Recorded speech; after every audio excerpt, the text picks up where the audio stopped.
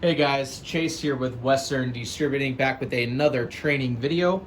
Today I'm going to be training you guys on how to reprint a voucher ticket that had a misprint on an Aero machine.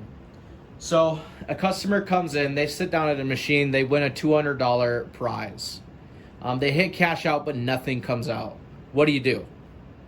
That's exactly what I'm going to show you here today. So the first thing you're going to want to do is grab your gold maintenance key for the arrows and go ahead and trigger that into maintenance mode. And you'll see right in the middle, we have this square here, and it's called Play Sessions.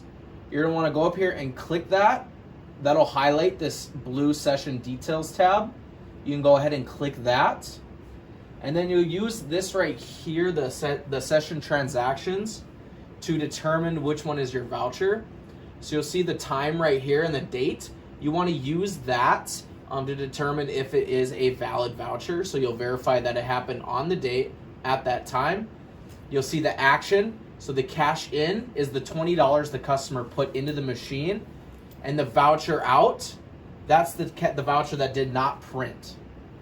You'll find the balance. So it's $20. So we'll go ahead and click that first one, which is the voucher out. It'll bring up a box right here. You can go ahead and reprint that. Now that'll reprint that ticket for the customer.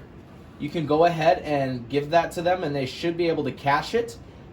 If they can't cash it and it says it's invalid, then that means the ticket is invalid. That means it was either cashed out prior or it went past the amount of time in order to cash out your ticket.